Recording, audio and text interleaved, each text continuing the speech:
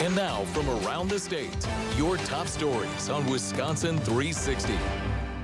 Good Thursday morning. I'm Phoebe Murray, and you are watching Wisconsin 360, a daily live stream bringing you a look at developing stories in markets all across the state, plus a live check of your first alert forecast here in southern Wisconsin. Today is August 6th, so here's a look at your top stories. Starting in Madison, overnight, unrest continued at the intersection of Willie and Baldwin Streets, now 2 weeks after the deadly police shooting at that location. This latest round of protests came after the intersection opened and closed all throughout the day yesterday. But check out this video here. This was about 10:15 last night. You can see lots of police officers and protesters. And at one point, this person on a motorized or electric bicycle runs into a group of police officers. And right now we're trying to figure out what happened here and if anyone was hurt or arrested during that incident. We're also trying to determine if the person was targeting police or protesters, maybe just going too fast through the intersection here. Those are all questions that we're asking here this morning, and we'll bring you the latest when we learn more. And as those protests continue, the family of Ruiz, Corey Ruiz, is calling for peace. They released a statement saying they did not organize or approve any encampment at the intersection. That statement here on your screen, it reads in part, quote, "We ask everyone at that corner and everyone wearing a badge to keep this peaceful. No one else should be hurt in Corey's name." The family said they would welcome a memorial for Corey, which is something that Madison Mayor Satya Rhodes Conway discussed in a news conference yesterday. She did say the city's planning on having some kind of memorial at that intersection. We also heard from Madison Police Chief John Patterson. He said at one point that despite the lack of trust the community has with police right now, MPD's goal is not to cause additional fear. We recognize that for some people in the area, we are what's causing agitation, our presence, and so we don't want to do that. I can't give enough praise to those that are there gathering, that are keeping things peaceful and calm. Patterson added that to his knowledge, the protesters who have not remained peaceful are a small group. Rhodes Conway and Patterson say there have been 22 arrests made since the citywide operation to clear out the intersection encampment. One juvenile among those arrested. 10 people were given citations and 70 unhoused people who were staying at the site were given hotel vouchers. For nearly 2 weeks, we've been showing you the protests following this deadly police shooting. And now we're hearing from Williamson Street businesses about the difficult decisions they've been facing while navigating these street closures. Willoughby's Cafe, located less than a block from the encampment, they kept their doors open despite being asked by protesters to close in solidarity following Ruiz's death. Owner Nathan Price says while he understood where they were coming from, he chose to keep serving his community. But I was like, wait a second, that would financially harm me and my employees, and what good would that do? And so I had to make the tough decision to go against the grain, I guess, and say, no, I'm not going to close, which felt weird because I've been an ardent supporter of police reform, and policing the police. And yeah, Prince says that some days business dropped to about 30% of what they normally make. All right, let's now head northeast for a check of the top stories coming out of Green Bay. I'll hand things over to morning anchor Emerson Lehman at BAY. Hi from Green Bay, I'm Emerson Lehman. Here's what's making headlines in northeast Wisconsin. Winnebago County officials say any tornado victims in need of resources or information should head to the new multi-agency resource center today. There will be resources for things like housing, food, and mental health. The center will be available to anyone in need or help or direction today through Saturday. It'll open at the Fox Cities Campus Engineering Building on University Drive in Menasha. A community town hall on tornado recovery is set for this afternoon at Menasha High School. City and county leaders will share updates on cleanup, available resources, and what families can expect in the weeks ahead. Neighbors will be able to ask questions and voice direct concerns. That will go from 4 to 6 p.m. Police departments respond to 2 bike-related crashes Wednesday evening, and officials say both crashes were because the cyclists didn't obey the rules of the road. In Sheboygan, 2 teen girls were hurt after running a stop sign while on an e-bike. A 13-year-old and 14-year-old girl were riding on the same bike when they hit a vehicle that had the right-of-way at the intersection of North Avenue and North 10th Street. Both were treated for non-life-threatening injuries. The 14-year-old, who was in control of the bike, was cited for using an illegal e-bike and running a stop sign. Meanwhile, in Clintonville, officers say A woman on a bike was hurt after she failed to stop for a red light. She was hit by a vehicle who, again, had the right of way at the intersection of South Main and West Madison.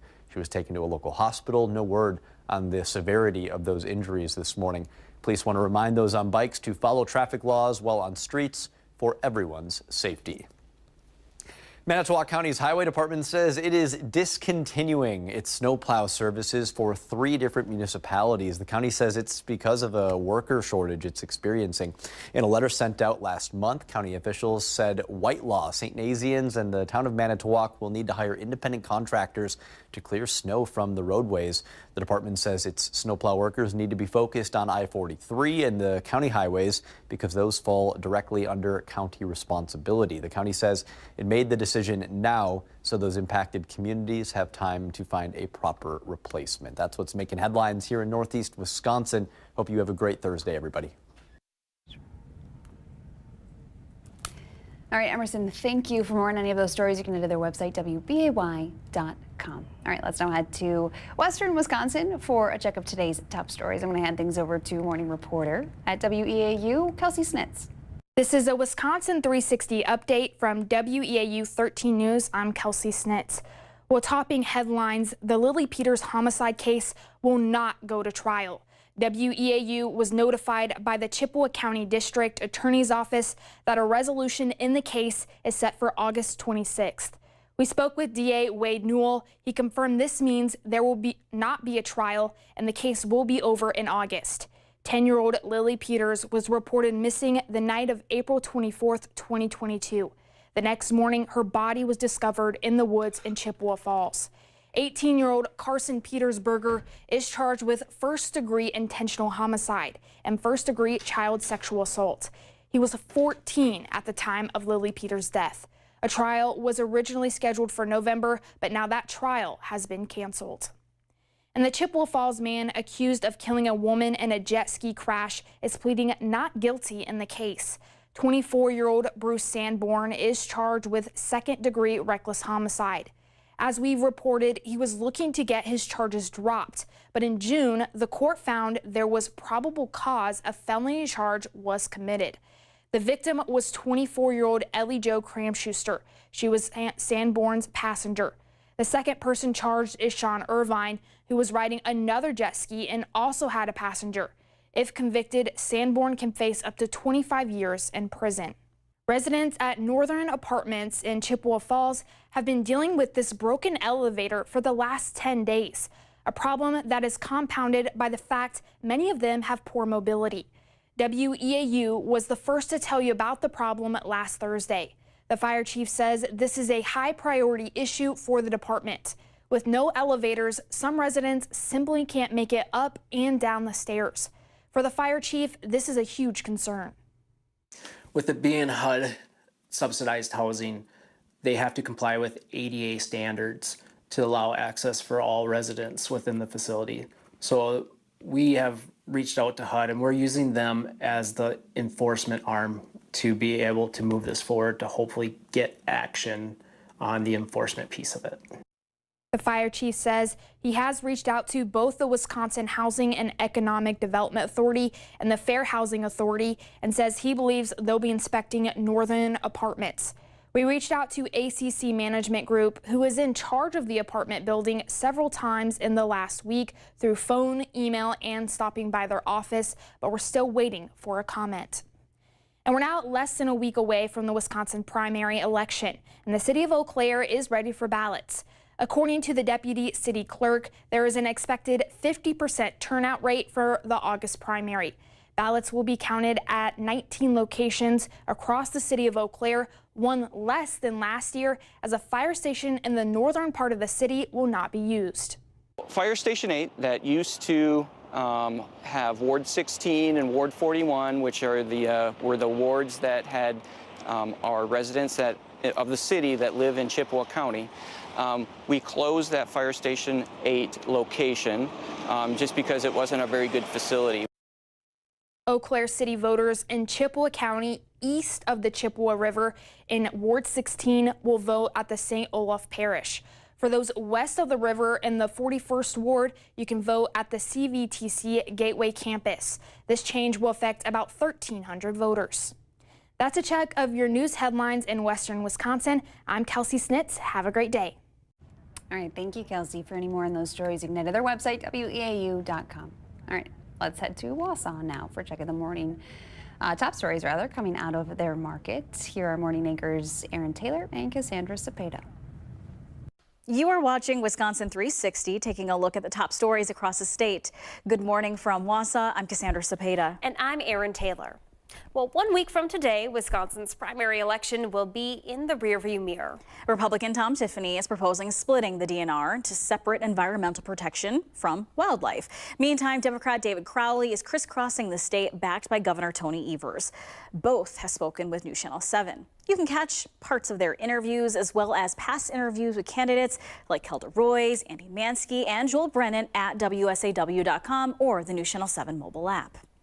You probably remember what it was like getting ready for the school year, and it can be hard to focus on anything else. But in Stevens Point, they are taking a look at the next 15 years ahead. That's because the school district predicts they'll lose 400 students over the next decade and a half. Administrators created a task force to weigh their options. It really was brought together primarily to address projected declining enrollment and to ensure that the district is still leveraging and utilizing facilities in a way that allows us to continue to provide high quality education for our students and families. They're looking at a couple of options to deal with the decline. Those include adding 9th graders to the high school and moving 6th graders to the junior highs, or closing or repurposing a building. The school board wants a recommendation from the group by January. Ramp Up Marathon County is continuing to help those who need a ramp and are also in financial need. Tomorrow, they'll be installing their 3rd ramp this year in Weston. If you're interested in getting one installed, you can call the Aging and Disability Resource Center of Central Wisconsin. You'll want to speak with a resource specialist to see if you qualify for a ramp to be built at your home.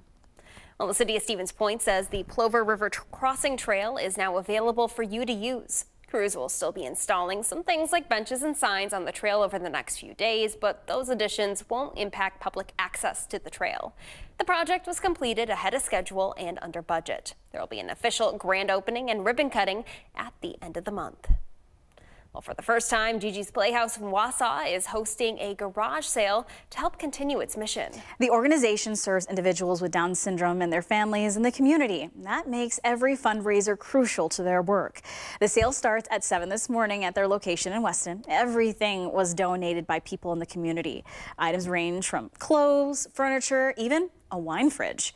Every dollar you spend supports Gigi Playhouse and its mission to change the way the world views Down syndrome. And while you're shopping, you will also be greeted by some very cool people. It's going to be a special day just because our adult participants are going to be there actually working the event. So you'll be greeted with wonderful smiles from Anna and Spencer and Randy and our other adult participants that are there for our day programs.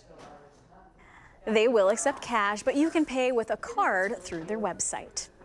That's a look at the top stories from across north central Wisconsin. Have a good day. Aaron and Cassandra, thank you. For more on any of those stories, you can head to their website, WSAW.com.